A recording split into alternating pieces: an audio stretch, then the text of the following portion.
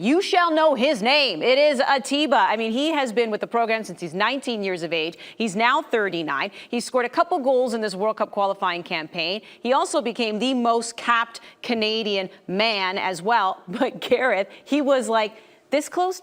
Like, how close would you say he was to retiring back in 2018? Depends who you ask. Like, honestly, like, you heard lots of stories, whether he was planning on returning or not. You know, you heard rumors that they were setting up a testimonial for him as well. This is generally what happens when a new coach takes over a program. New players come in, turn over the page.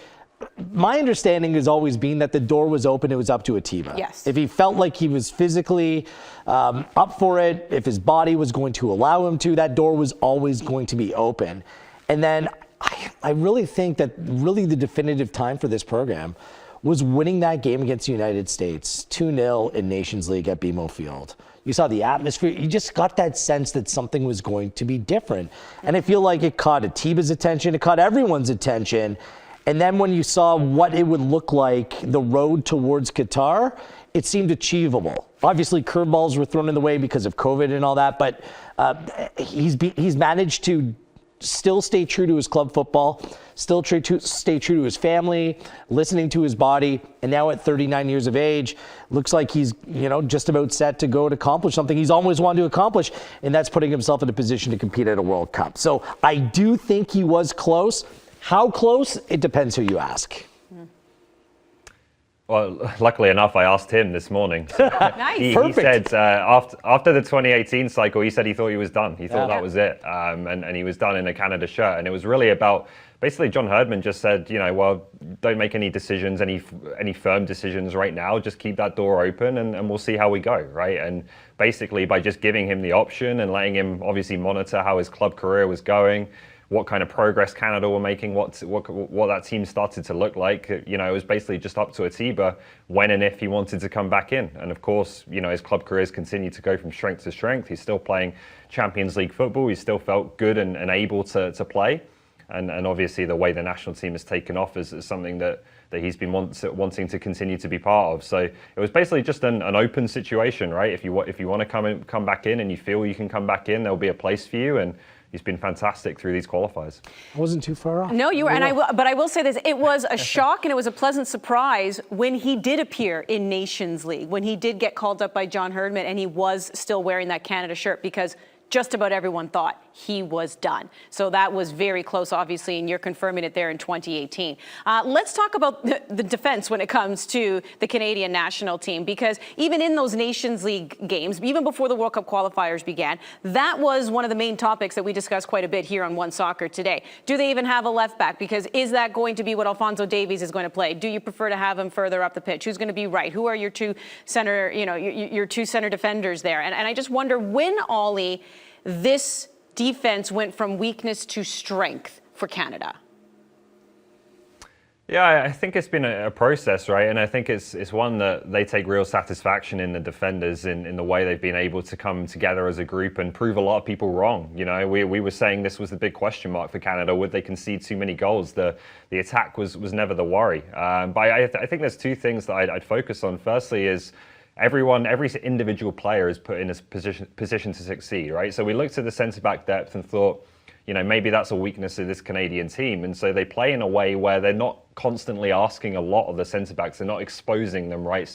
You know, sending the two fullbacks flying forwards and leaving the central defenders with a lot of space to defend in. Alistair Johnston's obviously been crucial in that regards in the role he's played. And the other thing I'd say is they defend as a team. It's not just the back line. It's not just Milan Borjan. John Herdman is getting a lot out of players like Jonathan David, who may see them, you know, otherwise in other teams, see themselves as the star of the team, think, I don't really have to do the running, I don't have to do the work. But partially it is the character of these players, I think, that someone like Jonathan David is willing to do that and wants to do that for the team. But also just the togetherness of this group, that it's the expectation, right, that everyone chips in, everyone does their part when they don't have the ball as well as when they do it. And that makes it a lot easier for the individual defenders at the back to do their jobs effectively. Coaches have done an awesome job. People like Jason DeVos, like the way they change their shape seamlessly. It's wonderful to watch. Dolly's point about Jonathan David. Think about this. 3 straight clean sheets in the last 3 games. 2 of the matches were away from home. The last time they conceded was the 90th minute to Mexico. when they were knocking on the door. They would have had 5 consecutive clean sheets. They haven't given up more than 1 goal in any game in World Cup qualifying. Solid goalkeeping, solid individual performance, good team shape. I will say this. I wanted to point at the name Alistair Johnston. Like, he's been a gift from the footballing gods to Canada. Kind of came out of nowhere, right? And he fell in Canada's lap. And he can play on the right, he can play on the wing back, he can tuck inside. He allows much of the rotation in order to be executed within this team. I think that he is the critical piece. And I just wonder if maybe we can see him maybe even step in and play on the right side of center back if needed. Like, he can maybe even play in different roles than we've actually seen him. So I think that Alistair Johnston is a real key figure in this delicate puzzle that's being pieced together by John Herdman. Yeah, I mean, yes, we can look at that back line and they have been solid, but to your point, it does become a whole team effort. But as the resident goalie hugger, as the president of the club, of course, we know that some incredible saves have been made at the last minute. You talk about that game against Mexico. We know Milan Borjan had to just stretch out and make a great save. He's had to have those reflexes polished up. In fact, his gray jogging pants, I believe, are now in, is it Hamilton's Hall of Fame? He's got to get a new pair of Fashion Hall of gray jogging pants. They're in the Runways Fashion of Hall Milan. of Fame. But how much credit, I'll begin with you on this one, Gareth. I think we know the credit that he should get. I guess now is, do we start to have a bigger conversation about Milan Borjan and where he ranks as greatest goalkeeper on the Canadian national team? Like, in terms of in terms of being the most important player in the team right now? I'm talking about overall, when you look at what he's been able to do, where do you even rank him among the goalkeepers who have worn that jersey? That's very tough for me. I'm not quite sure. Canada Soccer, we're still blessed with a very good goalkeeping stable from Crépeau, Borjan, Sinclair, Lutweiler. Like, there's a number of great goalkeepers. Forrest, Dolan, Onstad. Like, this has been a position of strength over the course of the years. I will say this: the moments that he's had, the critical moments where he's been reliable, he's kept Canada. From picking up 3 points to 1, from picking up a point to maybe nothing. It started off against Honduras in that first game. Take Milan Borjan at a World Cup qualifying, we're perhaps telling a little bit of a different story. So I'll give them that. Okay, where is he for you, Ollie? I think he has to be number 1 at this point, and I say that with all respect to the many very good goalkeepers Canada have had in the past. As Will said, it's been a position of strength. I think Craig Forrest in particular obviously won a Gold Cup.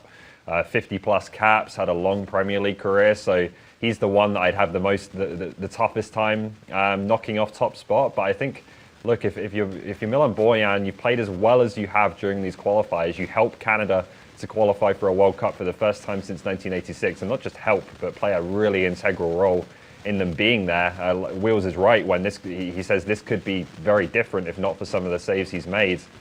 I think as soon as they finish that job and Milan Borjan cements himself as the goalkeeper who's accomplished that, it's very difficult for me not to make him number 1 of all time.